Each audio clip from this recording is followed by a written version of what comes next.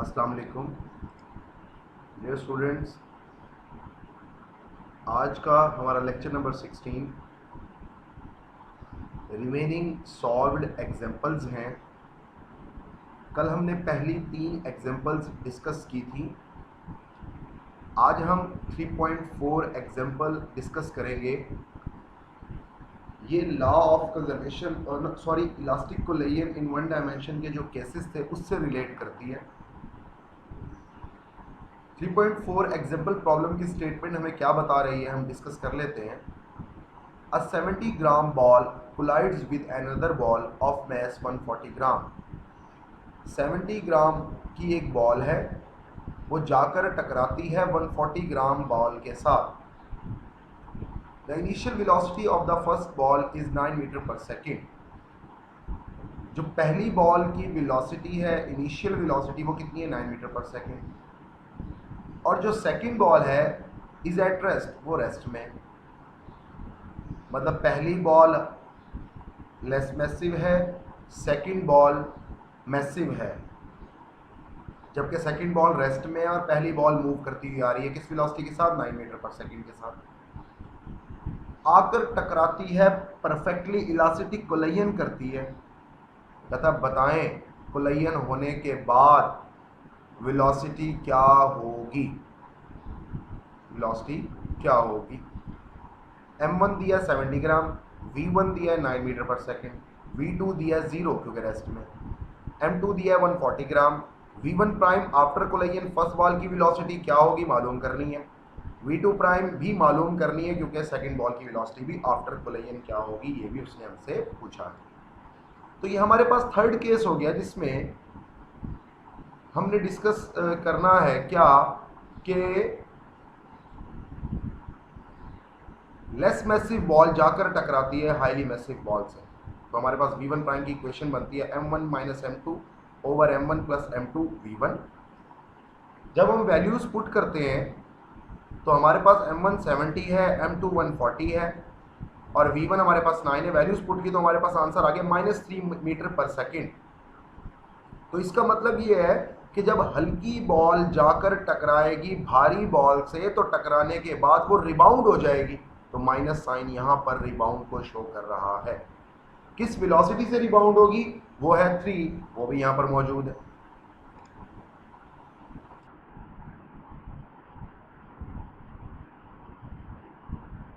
इसी तरह हम सेकंड बॉल की वेलोसिटी भी मालूम करेंगे। उसका फार्मूला आपके पास है 2m1v1 over m1 plus m2।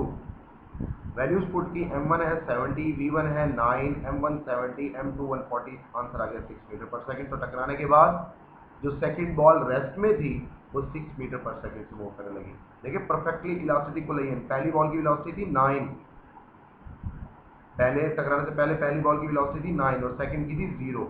टकराने के बाद पहली की हो गई 3 और सेकंड की हो गई 6 जमा करें तो अभी भी आंसर 9 ही बनता है। इसलिए कंजर्वेशन भी रहती है इलास्टिक कोलिजन में, मोमेंटम की भी और एनर्जी की। 3.5 एग्जांपल है। 100 gram golf ball is moving to the right with a velocity of 20 metre per second. 100 gram की एक गोल्फ बॉल है, मूव कर रही है इतनी वेलोसिटी के साथ, जाकर टकराती है एक 8 kg स्टील बॉल के साथ जो कि रेस्ट में है, कहता टकराने के बाद वेलोसिटीज बताएं। केस वही है जो ऊपर हमने डिस्कस किया कि लेस मैसिव बॉल जाकर टकराती है हाईली मैसिव बॉल से। तो v1 प्राइम की इक्वेशन ये है, v2 प्राइम की इक्वेशन ये है, दोनों में वैल्यूज पुट की तो आंसर हमारे पास आ गया। 3.6 हमारी जो एग्जांपल है उसमें क्या कह रहा है? A hose pipe ejects water at a speed of 0.3 metre per second. आपके पास पानी का एक पाइप है, उसमें पानी 0.3 मीटर पर सेकेंड से मूव कर रहा है और बाहर निकलता है। पाइप का एरिया कितना है? 50 सेंटीमीटर स्क्वायर। इसे आप मीटर स्क्वायर में कन्वर्ट कर लेंगे 2 दफा 100 से डिवाइड करके। और पानी जाकर टकराता है किससे? वॉल से। कहता बताएं वॉल पर फोर्स कितनी लगाएगा पानी। एक चीज। दूसरी चीज कहता है assume the velocity of water normal to the wall is zero after sucking. ये बात एज्यूम कर लें कि पानी दीवार से परपेंडिकुलरली टकराने के बाद रेस्ट में आ जाएगा। तो हम सिंप्लीफाई करते हैं the volume of water per second sacking the wall कितना है जी, volume of water v by T multiply by v। तो वॉल्यूम था कितना 50 सेंटीमीटर स्क्वायर, इसको मीटर स्क्वायर में किया तो 0.005 मीटर स्क्वायर बन गया। स्पीड कितनी है जी 0.3, आंसर आ गया ये volume of water per second striking the wall. अब हमारे पास मैस पर सेकेंड नहीं है, अब हमारे पास मैस पर सेकेंड नहीं है क्योंकि हम जानते हैं फोर्स के लिए दो चीजों का होना जरूरी है, मैस पर सेकेंड और वेलोसिटी। तो मैस पर सेकेंड निकालने के लिए हमारे पास फॉर्मूला है वॉल्यूम मल्टीप्लाई बाय डेंसिटी। ऊपर वॉल्यूम मौजूद है, डेंसिटी ऑफ वाटर कांस्टेंट है, ये याद रखनी पड़ती है, 1000 पुट कर देंगे आंसर आ जाएगा 1.5। वेलोसिटी उसने हमें दी है 0.3, तो अब हम वैल्यू पुट कर सकते हैं momentum change per second is equal to applied force. तो मोमेंटम चेंज होता है मैस पर सेकंड, वो हमारे पास 1.5 मालूम किया गया। वेलोसिटी उसने हमें दी हुई है 0.3, आंसर आ गया 0.45 न्यूटन। तो पानी जाकर 0.45 न्यूटन फोर्स एक्सर्ट करेगा। ये एमसीक्यूज में भी न्यूमेरिकल आ सकता है, एग्जाम्पल प्रॉब्लम आ सकता है।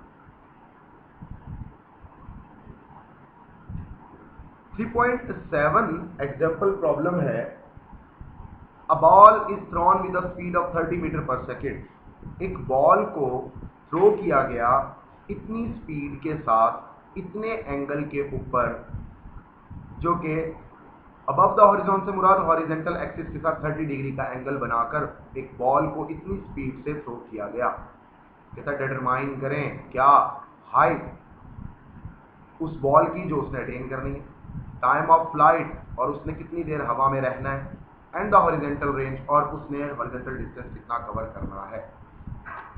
तो हम जानते हैं कि जब वो 2 डायमेंशनली मूव करेगी तो उसकी वेलोसिटी के दो कंपोनेंट हो गए वी आई एक्स और v i y.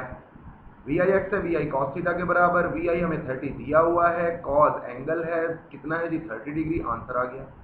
V i Y हमारे पास क्या है जी वी आई साइन थीटा के बराबर, क्योंकि वर्टिकल कंपोनेंट है, वो भी हमारे पास मालूम कर लिया। अब टाइम की इक्वेशन है 2 V I sine theta over G, तो वैल्यू पुट कर लें 2 वी आई 30 साइन 30, आंसर आ गया। हाइट है we I square sine square theta over 2 G, values put करें हाइट आ गई।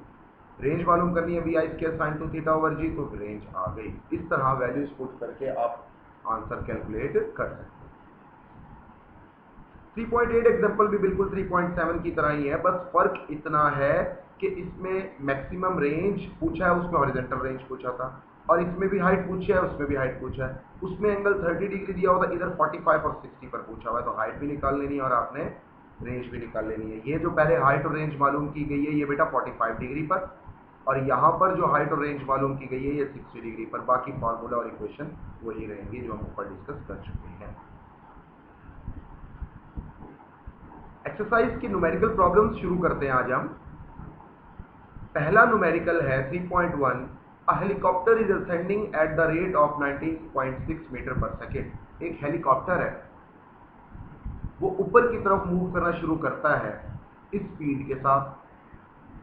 When it is at a height of 156.8 metre above the ground, कहता जब वो जमीन से इतना ऊपर चला जाता है, a stone is dropped, एक पत्थर उस हेलीकॉप्टर में से नीचे की तरफ गिरता है।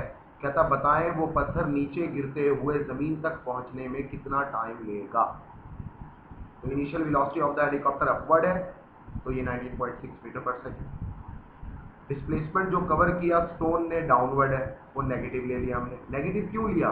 तो मैंने आपको इस चैप्टर के स्टार्ट में एक बात बताई थी कि हर वो पैरामीटर साइन नेगेटिव रखता है जिसकी डायरेक्शन इनिशियल वेलोसिटी के अपोजिट है। तो इनिशियल वेलोसिटी अपवर्ड है, डिस्प्लेसमेंट डाउनवर्ड कवर हो रहा है स्टोन का, तो हमने साइन नेगेटिव ले लेना। जी भी हमने इसीलिए नेगेटिव लिया क्योंकि ग्रेविटेशनल एक्सेलरेशन डाउनवर्ड है, क्योंकि जमीन नीचे की तरफ खींचती है, जबकि इनिशियल वेलोसिटी हेलीकॉप्टर की क्या थी अपवर्ड थी, तो ये अगेंस्ट द इनिशियल वेलोसिटी इसके साइन नेगेटिव। टाइम आपने मालूम करना है। हम second equation of motion put करते हैं, s is equal to we i t plus half a t का स्क्वायर। s हमारे पास -156.8 है, वी आई हमारे पास 19.6 है, टाइम हमने मालूम करना। ये प्लस का साइन माइनस हो गया, क्यों? क्योंकि acceleration due to gravity g minus का है, तो यहाँ माइनस आ जाएगा। वैल्यूज पुट करके हमारे पास एक इक्वेशन बन गई -156.8 is equal to 19.6 minus 4.9 t square. जब हमने 4.9 पर दोनों तरफ डिवाइड किया तो इस तरफ आ गया इज इक्वल टू के -32, इधर बचा 40 स्क्वायर और यहाँ पर 40 माइनस टी स्क्वायर। हमने दोनों ये 40 माइनस टी स्क्वायर को इज इक्वल टू के इस तरफ ले जाए, प्लस साइन चेंज हो जाएंगे, फैक्टर्स बना लें, आंसर आ जाएगा एक -4 सेकेंड और एक +8 सेकेंड। तो क्योंकि टाइम एक स्केलर क्वांटिटी है वो नेगेटिव हो नहीं सकती, तो 8 second is the right answer.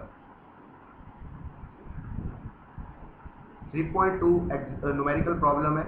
कहता है आप ये डाटा यूज करते हुए जो ये डाटा और ग्राफ हमें दिया गया है ये तमाम चीजें मालूम करके बताएं उस मोटरसाइकिल की जो कि स्ट्रेट रोड पर मूव कर रही है।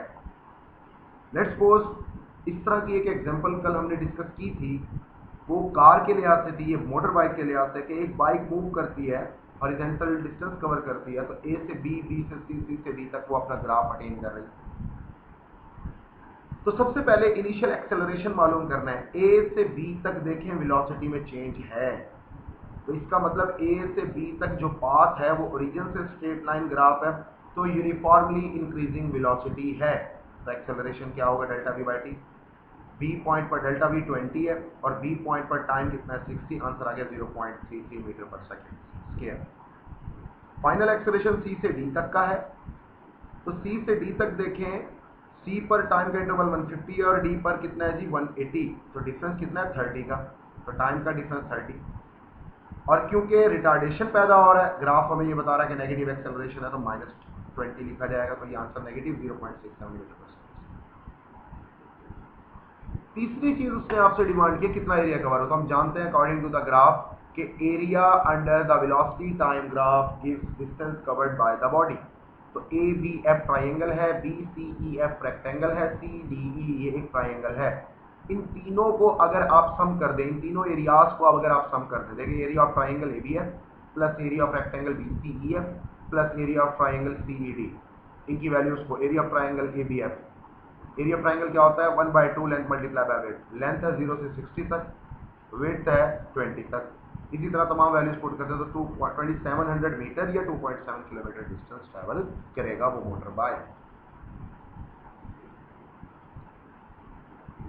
3.3 न्यूमेरिकल प्रॉब्लम में बड़ा सिंपल सा न्यूमेरिकल प्रॉब्लम है। कहता है कि एक प्रोटॉन मूव कर रहा है इतनी स्पीड के साथ 1 क्रॉस 10⁻⁷ मीटर पर सेकेंड। एक प्रोटॉन है, पार्टिकल मूव करता है इतनी स्पीड के साथ, जाकर टकराता है एक शीट से, पेपर की शीट से जिसकी थिकनेस दी हुई है 0.020 सेंटीमीटर। इसे मीटर में कन्वर्ट करेंगे 100 से डिवाइड करके,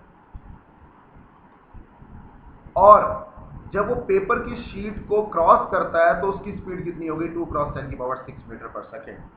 देखिए उस प्रोटॉन ने जब उस पेपर की शीट से टकराया, उसके अंदर इंसर्ट हो गया, और जब उस पेपर की शीट में से बाहर निकला तो उसकी स्पीड ये थी। ये स्पीड कम होनी चाहिए थी, ज्यादा कम होनी चाहिए थी। तो देखिए 10⁻⁷ से कितनी हो गई 10⁻⁶, काफी कम हो गई। आपने 1 को नहीं देखना कि 1 से साथ 2 हो गई तो बढ़ गई, नहीं, ये कम ही हुई है, 10⁻⁷ से 10⁻⁶ हो चुकी है। तो कहता है बताएं जब इस स्पीड में कमी आई है, यानी वेलोसिटी में कमी आई है, तो इसका मतलब ये है कि डी एक्सेलरेशन पैदा हुआ, वो मालूम करना, रिटार्डेशन मालूम करना, और कितना टाइम में उसने शीट को पास किया। तो initial speed of the proton दी हुई है, डिस्टेंस उसने दिया हुआ है, उसको हमने मीटर में कन्वर्ट कर लिया 100 से डिवाइड करके, फाइनल स्पीड भी दी हुई है, एक्सेलरेशन मालूम करने का कहा, टाइम मालूम करने का कहा। According to third equation of motion 2as is equal to V F square minus V I का स्क्वायर। इधर से हमने ए एक साइड पर रखा, 2s उधर रख के डिवाइड कर दिया, तो आंसर आ गया -2.4 क्रॉस 10⁻17 मीटर पर सेकेंड का स्क्वायर। नेगेटिव साइन ये इंडिकेट कर रहा है कि रिटार्डेशन पैदा हुआ। First equation of motion use की, V F is equal to we I plus A T, T इधर ही रहने दिया, सिंप्लीफाई किया तो ये आपके पास टाइम आ गया। इतना टाइम लगेगा शीट ऑफ पेपर को क्रॉस करने में।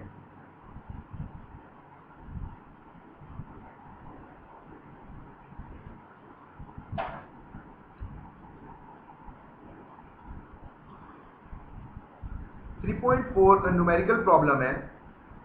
कहता है दो मैस हैं M1 और M2, इनिशियली रेस्ट में है, एक स्प्रिंग के साथ, यानी कंप्रेस स्प्रिंग, यानी एक स्प्रिंग के दो अतराफ में स्प्रिंग के दो साइड्स होती हैं, दो कॉर्नर्स होते हैं, दोनों तरफ मैस अटैच है, एक का मैस m1 है और एक का मैस m2 है। और अब कंडीशन क्या है बच्चों कि स्प्रिंग कंप्रेस्ड हालत में, कंप्रेस किया हुआ है। What is the ratio of the magnitude of the velocity of the spring has been released. अब स्प्रिंग को कंप्रेस किया हुआ है, दबाया हुआ है, जैसे ही आप स्प्रिंग को कंप्रेस हालत से हटाएंगे तो वो मैस बाहर की तरफ मूव करेंगे। कहता बताओ वेलोसिटीज क्या होंगी। तो एक बात तो समझ आ जाती है, जब कंप्रेस्ड हालत में थे तो दोनों मैस रेस्ट की हालत में थे, तो इनिशियल मोमेंटम जीरो। जब स्प्रिंग को रिलीज किया गया तो दोनों मैसेज ने मूव किया किसी न किसी वेलोसिटी के साथ, तो फाइनल मोमेंटम क्या है, m1v1 plus m2v2। Law of conservation of momentum के मुताबिक m1v1 प्लस m2v2 बराबर m1v1 prime plus m2v2 prime. तो सिंप्लीफाई किया m1v1 एक तरफ आ गया इज इक्वल टू के, ये माइनस का साइन यहाँ पर क्या लग रहा है, यहाँ पर माइनस का साइन क्यों लगाया गया, इसलिए कि रिलीज होने के बाद दोनों मैसेज की डायरेक्शन ऑफ वेलोसिटी डिफरेंट है। तो हमने एक को नेगेटिव एक्स में जो जा रहा था उसको नेगेटिव ले लिया, जो पॉजिटिव एक्स में जा रहा था उसको पॉजिटिव। जब माइनस का साइन इज इक्वल टू इस तरफ गया प्लस हो गया, वेलोसिटीज की रेशियो बराबर आ गई m/m। उम्मीद है बच्चों न्यूमेरिकल क्लियर हुआ होगा। अगर फिर भी कोई बात क्लियर ना हुई हो तो आप लोग मुझे मैसेज करके